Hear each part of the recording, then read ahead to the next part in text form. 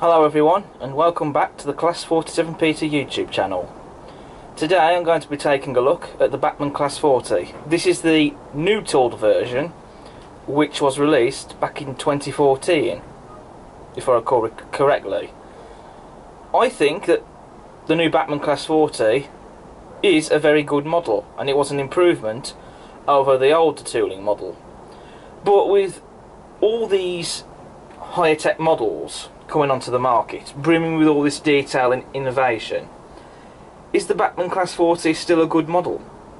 Well, we're going to find out.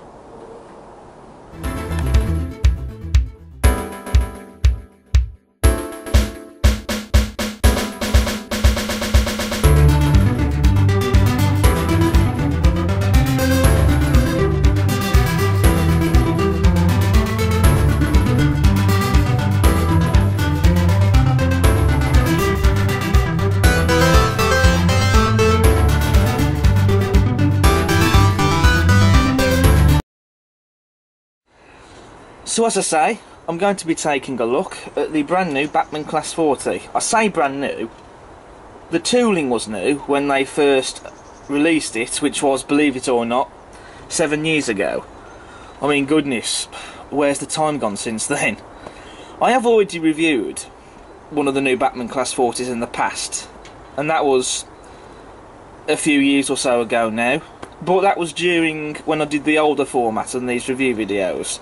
Since then I have changed the format on how I do these review videos, and so I thought that I would do a review on this model in the current format that I'm doing as of now. This model that I have has just arrived in the post from the model centre, and this particular model is Class 40 Diesel 233, later 40033, Empress of England in BR Blue. And this model has been produced exclusively for the model centre. And this particular model also has the head coat discs, which is what I wanted, because I had recently got tempted into buying another Class 40 to go with the other one that I already have, and I quite liked having one with the head coat discs, and so in the end I just couldn't resist and I snapped one up. And here it is. So let's get this model open and I'll get it down on the layout and we can have a proper look at it.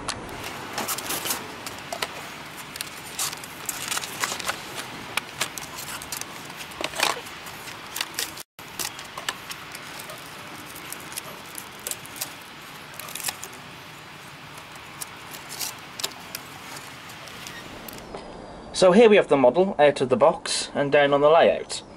And the first thing to report is there's no quality control issues anywhere to be seen, and that's good, because with the prices that we're paying today for these models, there shouldn't be any quality control issues at all. They should be coming in a superb and faultless factory finish, as this model is. It also runs smoothly out of the box and in both directions, and it really is a beautiful runner. And again, that's great to see, because again, when we're spending all this money on these models, you want them to work out of the box. Also, this model has working directional lights. It comes with head and tail lights, and you also get cab interior detail, and you also get switches underneath the fuel tank on the loco. So basically you can have the option of turning the lights on or off if you want, and I like that feature because it shows that we don't have to spend lots more money to go into DCC just to start buying decoders, so you can have functions to turn the lights on or off. So it's good that for those like myself that stick with analog, that you get switches underneath the fuel tanks, so that if we want to, we can just turn the lights off by flicking a switch. Now when it comes to the overall shape and the proportions of the locomotive, I think Bachmann have nailed it. It looks fantastic. It's like the real thing has been shrunk down to the size of a 00 gauge model. You know, it really does look the part, in my opinion. It really does look like a Class 40. And I can't see anything wrong at all with the shape or the proportions, etc. of the loco. So that's good. And I think the next important thing, apart from the proportions of the locomotive and the shape, is definitely the face of the locomotive. And I say this as a rail enthusiast who goes out filming trains, no matter where you're standing, whether it's on a station platform or whether you're standing on a safe advantage point line side spot, of which there are many that you can film from on the network, even if it's on a heritage line. The first thing that you will see is the front of the locomotive, the face. And again, Bachmann have nailed the look of the front of the locomotive. They really have captured it spot on. And the detail on here is just fantastic. You've got separately fitted handrails on the front. You do get lamp irons as well. However, they are moulded, but if you were fussed by that, I'm sure you could replace them with extra ones, although it would have been nice to have seen some separately fitted ones. You also get warning signs as well. And again, you've also got the light clusters, and the way they've captured the look of those, again, is just fantastic. One thing that this loco should have is a lamp iron around about here, and that's for headboards to be attached onto. And it does look like that we possibly might have a lamp iron on the front of the loco.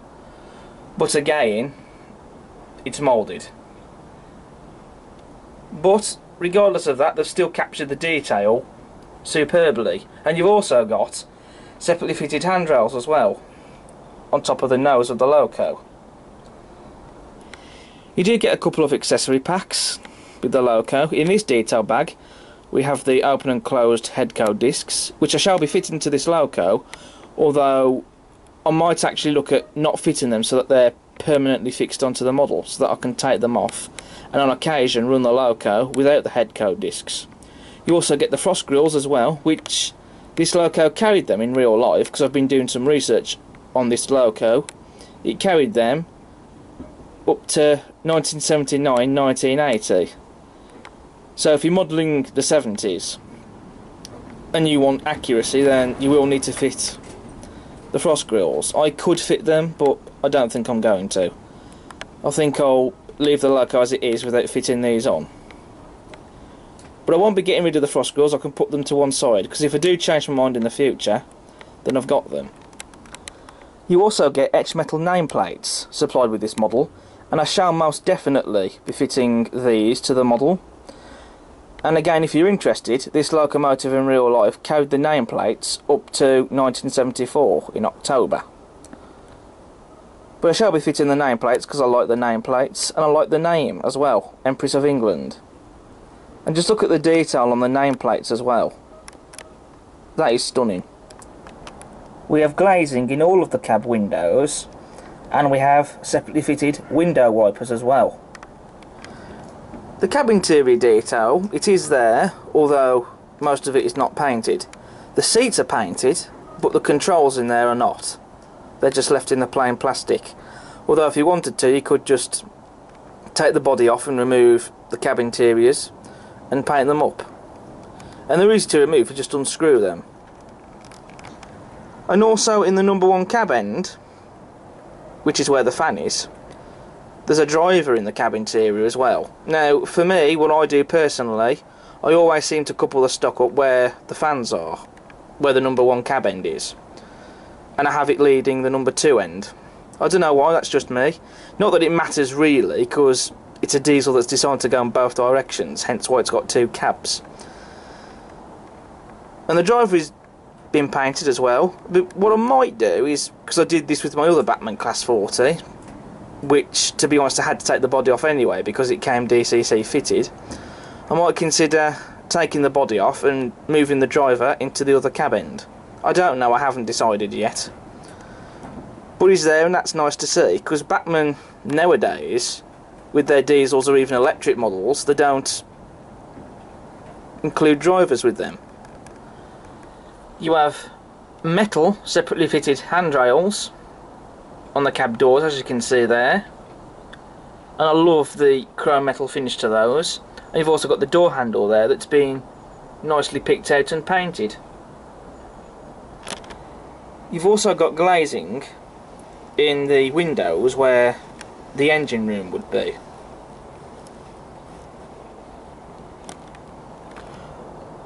On the body sides we have the engine room door, as you can see there, as well as some crisply printed warning signs, and also you have this little latch here, and basically, and I have seen this with Class 40 4106 on the Severn Valley, that opens up, and what you do is, that's basically where the boiler would be, because this loco would have been steam heated, and basically you fill the boiler up with water through this little latch here.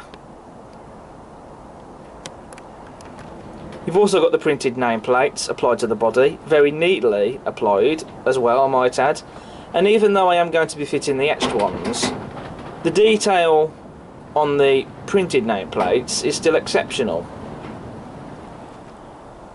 All the buffer beam detail is already pre-fitted for you, and that's good to see, because adding the buffer beam details, to be honest, can be a bit fiddly. You have the air pipes, you've also got vacuum pipes, you've also got the jumper cables there as well. You also have a dummy coupling hook. This model also has NEM tension knot couplings, which will be replaced with the couplings I now use, Hunt couplings. And we also have sprung buffers, although the buffers on this model are plastic, they're not metal. You've got fantastic detail on the bogies. You've got the axle boxes, the springs, you've got rivet detail, and you've got footsteps as well. Plus you've even got the all-important sanding gear. And just under the body, we've even got these little dials as well. And you've even got detail on those, and that is just impressive. Especially when you consider how small those dials are. To have a detail put on those, that is just fantastic. You've got very nice detail on the fuel tank and battery boxes as well. And again, on the fuel tank dial, you've got printed detail on that. On this model, the pickups are exposed on the bogies, and when you see them, I do think that ever so slightly spoils the look, I think. But what I am going to do is I am going to be painting those to hide them, which that's okay to do, because as long as you've still got the pickups exposed, touching the wheels, that you don't paint, this model will still run smoothly and very well, as it does without the pickups being painted. And this is something I've already done with my Bachmann Class 37s. Moving on to the roof detail now, as you can see, which again, they really have captured the profile of the roof superbly. There's quite a lot of detail on that as well. I mean, particularly I'm drawn to the mesh grille with the fan underneath, and the fan itself has been painted and separately fitted. And that just looks stunning. You've also got the latches here as well, where you'd open up to get to the engine. They don't open up on the model, but then they don't really need to, but then they are there. And I have got detail on those as well. Plus you've also got the boiler port for the steam heating as well on there, and the exhausts. All the detail that you'd see on the roof is there. Moving on to the livery application now, which is stunning. They've got the correct shade of BR Rail Blue. That's been evenly applied, there's no imperfections in the livery at all. And you've also got the yellow ends as well. Again, that's been very neatly applied, no imperfections with that. And I just love the BR Blue livery. I think it's very smart. And you've also got the BR Double Arrow logo, the loco's number 233, and the top's diagram, very crisply and neatly applied on the body sides. So I've covered the model in detail. So my conclusion, I think that this is a great model. Taking aside the exposed pickups and moulded lamp irons, regardless, I personally don't think that they detract from the model, but I guess that's each to their own. But those things taken to one side, I still think that this is a great model. It is a very nice model, it has to be said, considering that this is now approaching 7 years old, and it has been out for a while. I still think it holds up well, considering that there are more higher specification models being released on the market now. And I would recommend you get one, whether it's this particular version or one of their previous releases when the new Class 40 was first released. back in 2014, then I definitely recommend it. Whether if perhaps you don't yet own a Class 14 or looking at getting one, or if you already have one and you're thinking about getting another, I would go for it. So now what I'm going to do, I'm going to get this loco running around the layout, hauling my rake of BR Blue and Grey Mark 1s to end the video off. So thank you for watching, and I hope you've enjoyed. As ever, please subscribe to the channel if you like what you see. Smash the like button, and also, as a plug, check out all my other videos that I've got on the channel. But until then, take care. Goodbye for now.